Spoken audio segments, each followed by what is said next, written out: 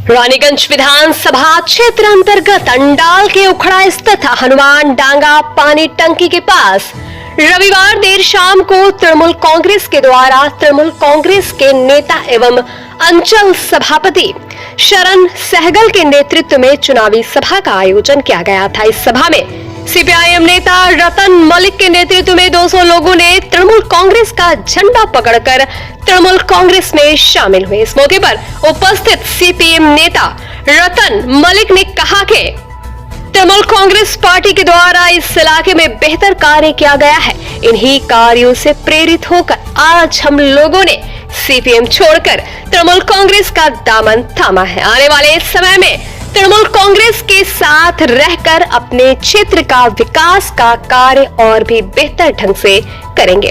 इस मौके पर उपस्थित रानीगंज विधानसभा क्षेत्र के तृणमूल कांग्रेस के उम्मीदवार कालू बोरन मंडल ने कहा कि पश्चिम बंगाल के माननीय मुख्यमंत्री एवं तृणमूल कांग्रेस नेत्री ममता बनर्जी के द्वारा पश्चिम बंगाल के विभिन्न क्षेत्रों में जिस तरह से विकास का कार्य किया गया है, जिससे स्थानीय लोगों को बहुत सारी सुविधाएं मिली है, जिसके कारण इस बार भी विधानसभा चुनाव में तृणमूल कांग्रेस भारी मतों से विजय होगी।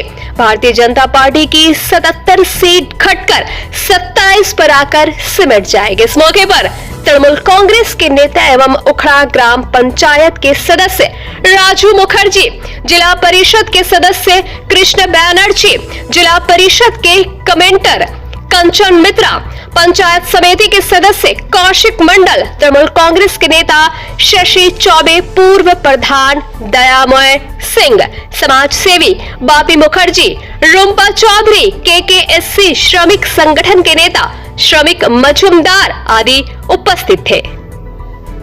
তৃণমূলে কতজন যোগদান করেছে?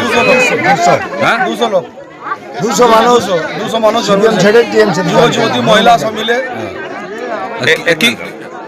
দাদা, আজকে হনুমানডাঙ্গা এই জলের ট্যাঙ্কির সামনে আজকে সিপিএম ছেড়ে তৃণমূলে যোগ দিলেন, তা নিয়ে কি বলবেন? ওনারা দীর্ঘদিন যাবৎ সিপিএম করেছেন, আর দেখছেন মমতা ব্যানার্জি আমাদের মুখ্যমন্ত্রী, তার উন্নয়নটা প্রত্যেক পরিবারকে যেভাবে মুখ্যমন্ত্রী মমতা ব্যানার্জি সাহায্য করছেন, তাছাড়া আর বিকল্প নেই। এখন বিজেপি নামক দলটা পশ্চিমবঙ্গের মানুষকে, গরিব মানুষকে মানে একদম নিঃস্ব করে দিয়েছে। আজকে দিদি না থাকলে অনেক পরিবার না খেয়ে মারা যাবে। দিদি যদি যে প্রকল্পগুলো চালু করেছে, দিদির আশীর্বাদে আমরা সবাই বেঁচে আছি। এখানে সাধারণ পরিবার থেকে যারা উঠে এসছে তারা দিদির জন্য বেঁচে আছে। আগামী দিনে দিদি বললেন যে আমি অলরেডি 1 কোটি 20 লাখের মতো বাড়ি করে দিয়েছি এবং আগামী দিনে সবারই পাকা বাড়ির অঙ্গীকার করছি। এইটা কোনো নেতা করে না। দিদি দেখুন লক্ষ্মীর ভাণ্ডার 500 থেকে স্টার্ট করেছিল, আজকে 1500, SC STর জন্য 1700 টাকা করেছে। আজকে যুবসাথী যুবকদের জন্য 21 থেকে 40 50 টাকা প্রত্যেক মাসে দিবে। মানে বছরে হচ্ছে 18,000, 5 বছর হচ্ছে 90,000। একটা ছেলে কোথাও যদি বাইরে চাকরির ক্ষেত্রে ইন্টারভিউ দিতে যায়, এই টাকাটা ওদের বহুত কাজে লাগবে। আজকে দেখুন মেয়েদের ক্ষেত্রে পড়ার ক্ষেত্রেও আপনাদের একটা রয়েছে, যেমন কন্যাশ্রী রয়েছে, তারপরে শিক্ষাশ্রী, রূপশ্রী, মেয়েদের বিয়েতে ধরুন 25,000 টাকা দেওয়া হয়। এইগুলো যে দিদি 94টা প্রকল্প, প্রায় 100টা কাছাকাছি প্রকল্প উনি স্টার্ট করেছেন। এটা সাধারণ মানুষের শোনা হয়েছে। সাধারণ মানুষ কিন্তু দিদি ছাড়া কেউ বুঝছে না। মানুষ দেখতে পাচ্ছে যে একটা সরকার 15 বছরে কী করছে, একটা সরকার 34 বছরে কী করেছে, আর একটা সরকার 12 বছরে কী করছে। যে বিজেপি সরকার কেন্দ্রে ক্ষমতায় আছে, এই সরকারকে যদি আমরা 2029 না পারি হাঁটাতে, তাহলে এই সরকার মানুষের গণতন্ত্র হরণ করবে। আজকে দেখতে পেলেন এসআইআর নিয়ে পরে মানুষকে লাইনে দাঁড় করালো, নোটবন্দি থেকে লাইনে দাঁড় করেছে, প্রায় 8 বার লাইনে দাঁড় করে। লাস্ট এবারে গ্যাসের জন্য লাইনে মানুষকে দাঁড় করে দিচ্ছে। মানুষ গ্যাস যা করে, যারা ছোট ছোট বিজনেস করে খায়, দেখবেন ঠেলা গাড়িতেও গ্যাস দিয়ে পরে কোনো চাউমিন বানিয়ে পরে খাচ্ছে, সংসার চলতে তার। আজকে তারপরে বন্ধ হয়ে যাবার উপক্রম। আজকে বাড়ির গ্যাসের ক্ষেত্রেও 25 দিন মিনিমাম করছে। 35 দিন করে দিয়েছিল, চাপ পড়ে 25 দিনে নেমেছে। 25 দিন আগে বুকিং হবে না যাদের ডবল সিলিন্ডার আছে। যাদের সিঙ্গেল সিলিন্ডার আছে না, যাদের সিঙ্গেল সিলিন্ডার আছে তাদের 25 দিন, আর যাদের ডবল সিলিন্ডার আছে 35 দিন। এই সরকারের আমলে ভারতবর্ষ কিন্তু ঋণের জর্জরিত হয়ে গেছে। যখন কংগ্রেস গভর্নমেন্ট 2014 সালে ক্ষমতা থেকে যায়, তখন আমাদের 55,000 কোটি টাকা দেনা ছিল, এখন প্রায় 2.5 লক্ষ কোটি টাকা দেনা ভারতবর্ষের বুকে চেপেছে। আর আপনারা জানেন যেভাবে জিএসটি, আগে কিন্তু জিএসটি ছিল না, যেভাবে জিএসটি এভাবে আদায় করা হয়, প্রত্যেকটা গরিব মানুষ, সাধারণ মানুষ থেকে জিএসটি দেওয়া হয়। আমরা বুঝতে পারি না হয়তো সব, কিন্তু একটা কাপড় কিনলে পরে কেজি 200 টাকার কাপড় কিনে ওতেও 9-18 টাকা, এই 18-36 টাকা জিএসটি কাটা হচ্ছে।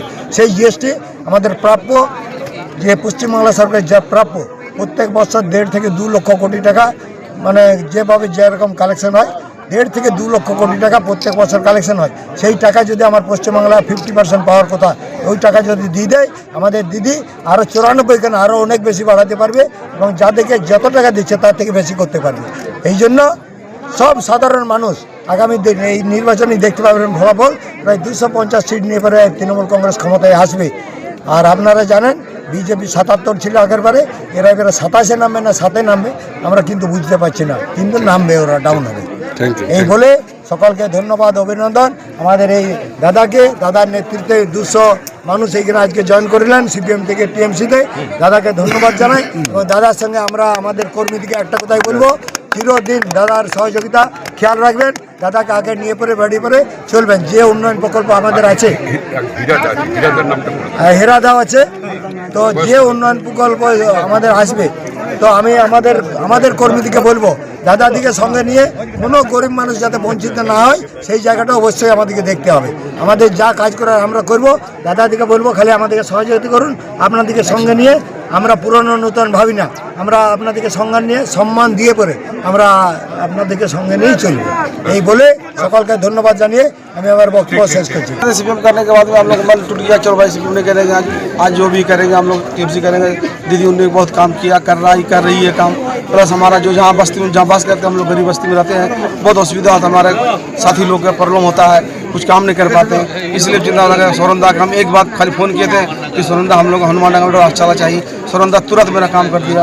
तो इसलिए हम भी उसे जो अगला हमसे जब हमको मेरा काम कर दिया, मैंने अच्छे कार्यों से प्रेरित होकर के आप हम तो बेईमान नहीं है, क्योंकि हम बेईमानी नहीं करने चाहते नहीं।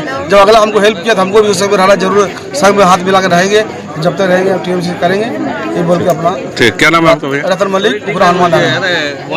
सन ऑफ बंगाल के माध्यम से हर खबर आप तक सबसे पहले पहुंचाई जाती है। सन ऑफ बंगाल जहां यूट्यूब, फेसबुक और वेबसाइट हर जगह पे है। हमारे यूट्यूब पे आप देखिए सन ऑफ बंगाल की खबरें। इसके अलावा सब्सक्राइब कीजिए, फेसबुक पे जाइए, फेसबुक पेज को फॉलो कीजिए। इसके अलावा हमारे वेबसाइट पर भी जाकर आप देख सकते हैं हर तरह की खबरें सबसे पहले। जी हाँ, हमारा वेबसाइट है www.sonofbengal.in।